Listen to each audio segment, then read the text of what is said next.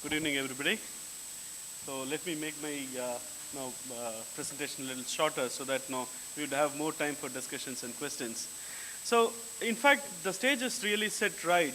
Where are we, and what are as global players? What do we bring in to the country, and how do we actually develop e-governance and ICT in India? So, as Mr. Ravi pointed, as Mr. Ivan pointed, see the last mile is where the exact problem starts. Like, how do we collect the data? How do we communicate? How do we provide communication? And the other key points what we were also discussing is that how the projects whatever are happening now are all in pilot stages, are probably in the mid stages of full rollouts. But when it comes to full rollout, data acquisition, okay, because India is a heavily populated country, so how do we acquire data? What are the faster means to acquire data, and how do we actually churn the data?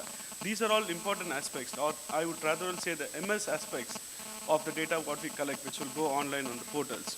So today I'm just going to talk about a couple of automatic identification and data capture technologies, how it can help the different projects, like be it be a normal land record management, or be it be a normal e-challan application, how it is going to help us, and what can be the benefit out of it. So there are different AIDC technologies, starting from a one-dimensional barcode to probably the biggest active tags which are present, which could identify where an asset is or where a person is always on time real. So if we would stick to our discussions only on two technologies currently now, because these two technologies have more inroads to any government organizations across the world. One is the smart cards and the other is the barcodes. So I'm just going to probably just give you a brief on where technology can be used and what type of technology can be used.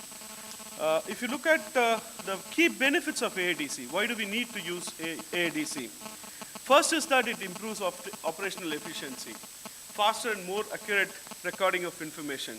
Work in process can move quickly and be tracked precisely. So say, for example, if you need to type in an address, name and an address of a person, it may take around 2 minutes for a good data entry operator to fill the whole information. And when it comes to local language, then we also have challenges. And if the person whoever is typing is not familiar with the local language, then we end up in more issues. There'll be a lot of errors and stuff like that. So how do we correct it? So whenever we issue something, whenever we issue an identity card or we issue something, there should be some automatic identification technology present as in that form of paper or in form of card, which we could actually grab the information very fast. So a 2 minutes data entry job can be reduced to 2 seconds. That's a lot of saving. The second thing is the human errors, the data entry mistakes, what happened. So a normal human being, when they type continuously, for every 300 characters, there is one character error which is there, which gets unnoticed. Okay. Whereas just even takes simple barcode scanners, the error rate is 1:36 trillion. So that's huge. So the accuracy of information what you collect is tremendous. So we have to use technologies like this to actually make things better for us. And if you have all these above things, it improves operational efficiency, it saves time, reduces error. So definitely cost is going to also cut for you.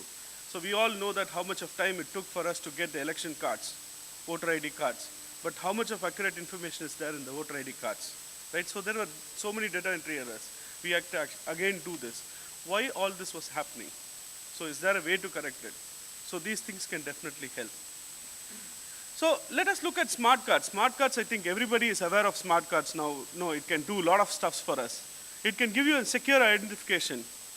It can be used in financial applications, rural finance. We were talking about rural finance here. Laborers being paid through smart cards. Then store biometric data. So when we store biometric data offline on a card, what is the usage of it? So even when the last mile connectivity is not available, we would be able to still verify whether the person is correct or not.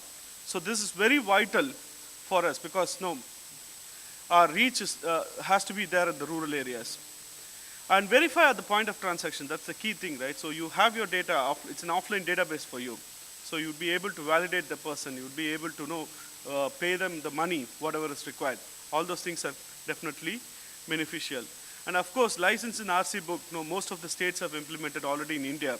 So store information of the driver, offenses of the driver, vehicle information, what are the insurance does the vehicle carry. So these are all normal applications what we all envisage in using a smart card. The other technology which actually when we were talking about leapfrogging technologies, we also leapfrog technologies which would have been very vital for us. A simple two-dimensional barcode which could actually store a lot of information and which is much more affordable, wherein a cost factor comes in when we are trying to actually minimize the cost for a lot of applications. So this might be a technology what we could have or we can look back again saying that we can use this to store a lot of information. So a 2D barcode can save as much as like what a smart card can store, any of the information, and all could be in a encrypted format. Okay, so it can store in a biometric information, an image, or a signature of a person along with binary data or also even voice. So this can be used wherein applications which does not require a smart card. Okay, I will just run you through some of the samples.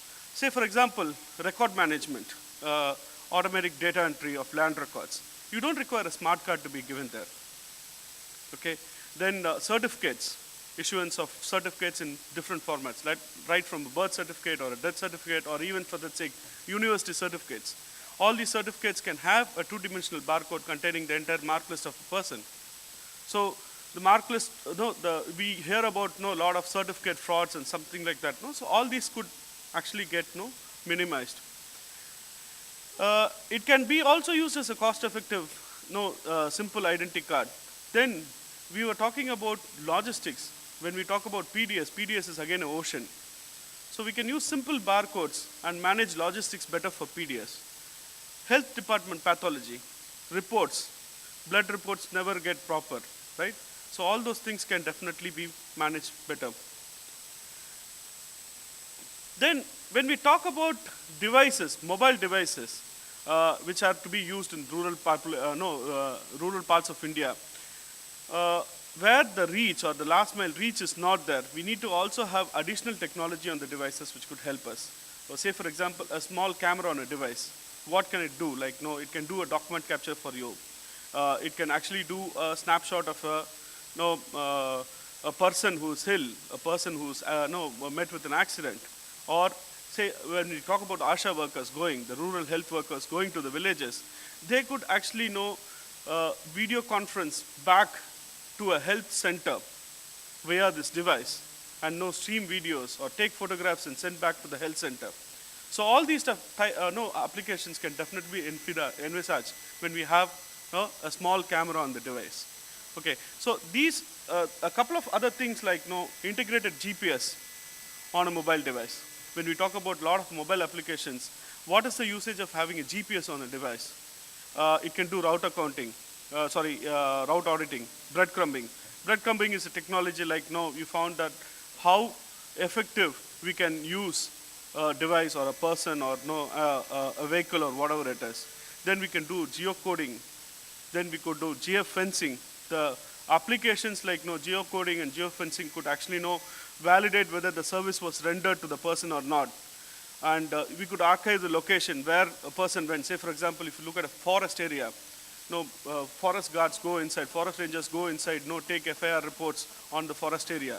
So it can be geocoded so that we would know that there is some infringement happening there. All those type of applications can be looked at. So in nutshell, when we say that what all the technologies which we need to use, these might be some of the AADC technologies which might come in and which might plug in to the devices to help us acquire data on a better mode.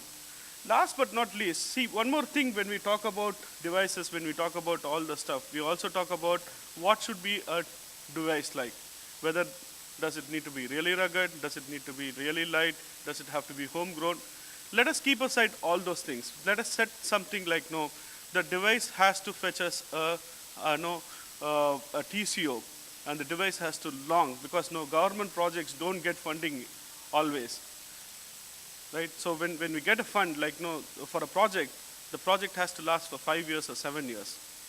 So we have to make sure that the technology invested lasts for this period of time.